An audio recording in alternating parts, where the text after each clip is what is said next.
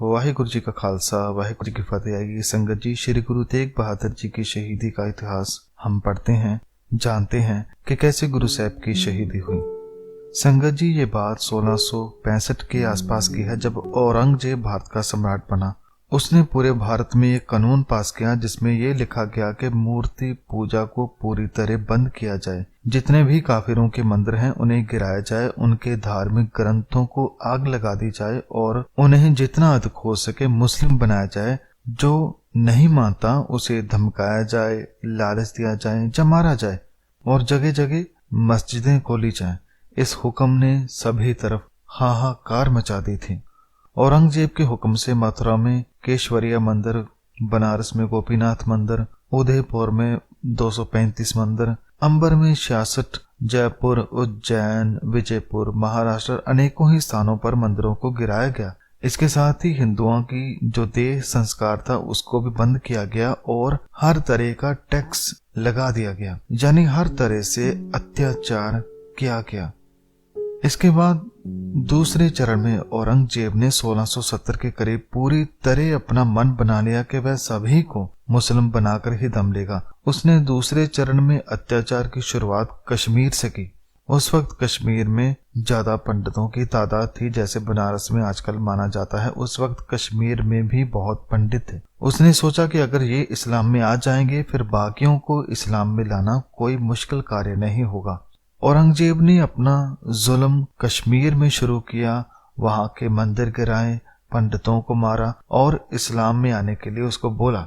और जब हर तरफ से अत्याचार होने लगा तो कश्मीरी पंडितों ने इस मुसीबत से बचने के लिए हर उपाय किया, जैसे यज्ञ किए, प्रार्थनाएं की, मगर जब कोई हल ना निकला तो सभी ने मिलकर गुरु तेग बहादुर जी से मिलने की सलाह की।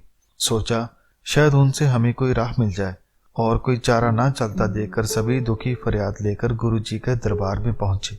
कश्मीर के पंडितों ने सारी बात गुरु साहब जी को जाकर सुनाई तो गुरु तेग बहादुर जी अंतर ध्यान होकर कुछ वक्त इस बात की विचार मन में करने लगे कि इसका क्या समाधान निकाला जाए। इतने में गुरु गोविंद सिंह जी जो कि 9 साल के थे वे वहां पर पहुंचे और पिताजी से पूछा कि क्या बात है, आज यहाँ कथा कीर्तन की जगह सन्नाटा क्यों छाया हुआ है। तो गुरु तेग बहादुर जी ने कहा कि ये लोग कश्मीर के पंडित हैं, इनका धर्म संकट में है, ये चाहते हैं कि कोई ऐसा उपाय खोज निकाला जाए जिससे औरंगजेब इन हिंदुओं को मुसलमान बनाने का अपना आदेश वापस ले ले। तो गुरु गोविंद सिंह जी ने अपने पिताजी से पूछा, फिर आपने क्या सोचा है।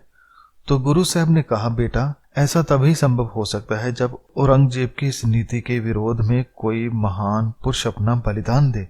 यह सुनकर गुरु गोविंद सिंह जी बोले कि हे पिता, आपसे बड़ा महापुरुष और कौन हो सकता है।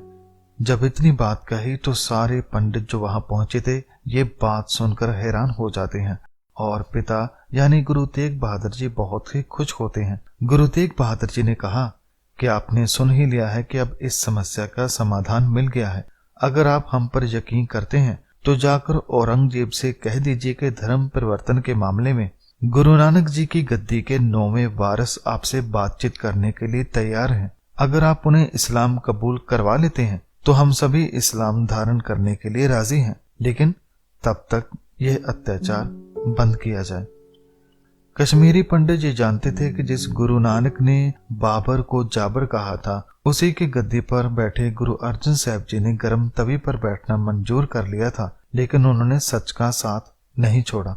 उसी के वारिस हमारी रक्षा जरूर करेगा। वह कश्मीरी पंडित उम्मीद को साथ में लिए गुरु जी का संदेश औरंगजेब तक पहुंचाते हैं। इधर गुरु जी को पता था कि आगे क्या होने वाला है। इसी को ध्यान में रखते हुए उन्होंने दिल्ली की तरफ जाने से पहले अपने पुत्र गुरु गोविंद सिंह जी को यानी गोविंद राय को 1675 में गुरुगद्दी सौंपी और गुरु नानक जी के मार्ग को आगे बढ़ाने का संदेश दिया।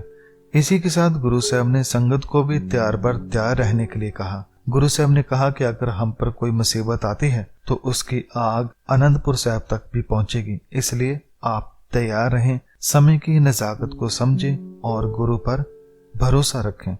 उधर औरंगजेब को इस बात की खबर हो चुकी थी कि गुरु तेग बहादुर हमारे रास्ते में कांटा बन रहा है, उसके उपदेश लोगों में जान डाल रहे हैं। तो उसने गुरुजी को पहुंचने से पहले ही गिरफ्तार करने का संदेश जारी कर दिया। इधर गुरुजी अपने साथ भाई मतीदास, भाई सतीदास और भाई दयालाजी को लेकर चले।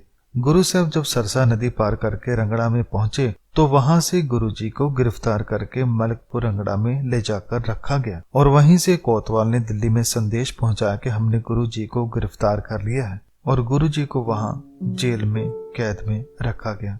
उसके बाद में गुरु तेग बहादुर जी को और उनके साथ जो सिख थे उनको दिल्ली में ले जाकर कैद कर दिया गया और 4 नवंबर को गुरुजी को बहुत ही प्रेम से बातचीत द्वारा मनवाने की कोशिश की गई कि आप ये जिद छोड़कर इस्लाम को धारण करें। गुरुजी ने फरमाया कि इस्लाम की बात आपके मुंह से शोभा नहीं देती। मुझे तो तुम्हारे अंदर धर्म का कोई छोटा सा कण भी नजर नहीं आता। तुम तो पूरे के पूरे जुल्म से भरे हो, नफरत से भरे हो। धर्मी मनुष्य का मन तो दया से भरा होता है, बलिदान से भरा होता है, प्रेम से भरा होता है। उस वक्त जो काजी वहां मौजूद था उसने कहा कि जिनके लिए आप लड़ रहे हैं वो तो काफिर हैं, हिंदू हैं। आप तो मूर्ति पूजा नहीं करते, फिर क्यों उनकी वकालत करते हो? गुरु साहब ने समझाया कि अगर वो धार्मिक नहीं तो आप कौन से धार्मिक हो? बेकसूर लोगों का खून चूसते हो, दूसरे पर अत्याचार करते हो। ये कौन सी शरा का कानून आपने पढ़ा है? कुरान भी इंसान के अंदर के दुश्मनों को मारने की बात करती है, ना कि इंसानों की। वो मूर्ति पूजक हैं तो आप अपने ज्ञान से उन्हें बताएं कि सही मार्ग कौन सा है, मगर जबरदस्ती करना ये कोई धर्म नहीं, ये केवल अत्याचार है। हर मनुष्य को जीने का हक है और गुरु नानक का सिद्धांत है कि ना किसी को डराना है और ना किसी से डरना है।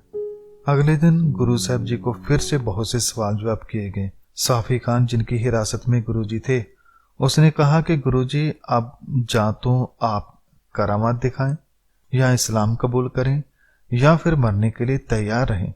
गुरुजी ने कहा करामात हम दिखाते नहीं और मौत से हम ऊपर उठ चुके हैं और गुरु नानक की सिक्खी मुझे जान से प्यारी है। कहते हैं गुरुजी के ऊपर बहुत सख्ताई की गई मगर गुरुजी अपने वचनों से नहीं पलटे। जब कोई बात ना बनी तो गुरु साहब को डराने के लिए उनके सिखों को शहीद करना शुरू किया। उन्होंने उनके सामने एक सिख को काट कर 2 टुकड़ों में कर दिया, यानी भाई मतीदास जी को।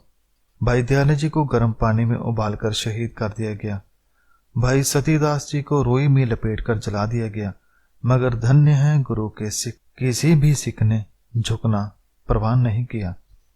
इतना अत्याचार करने के बाद गुरुजी से फिर पूछा गया कि अगर अब भी आप नहीं माने तो आपका भी हाल इनसे भी बुरा होगा। गुरु साहब ने फरमाया कि आप गुरु के सिखों को नहीं झुका पाए तो मुझे क्या झुका पाओगे? तो इतिहासकार कहते हैं चांदनी चौक दिल्ली में गुरु तेग बहादुर जी को बहुत बेरहमी से जल्लादों ने शहीद कर दिया और भरे बाजार उनका सर अलग कर दिया और ये हुक्म सुनाया कि कोई भी गुरु जी के शरीर को हाथ नहीं लगाएगा।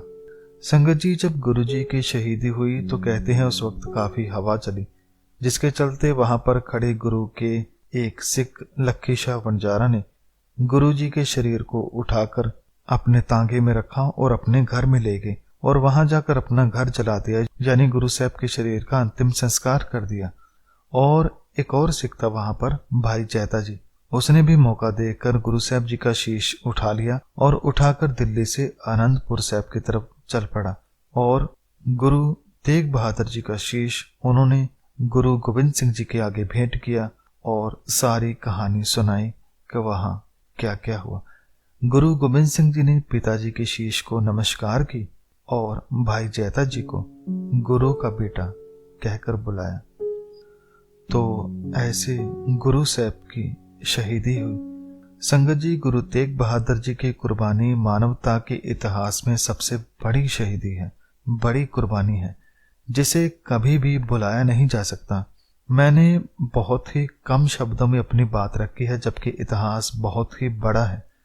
संगत जी, किसी के दुखों को गुरु साहब कैसे अपने ऊपर लेते हैं, इसकी ये मिसाल है। और गुरु साहब का जुल्म के खिलाफ खड़े हो जाना ये बहुत बड़ा कदम था, क्योंकि जब कोई संघर्ष चलता है तो एक नायक के पीछे बहुत सारी भीड़ खड़ी हो जाती है।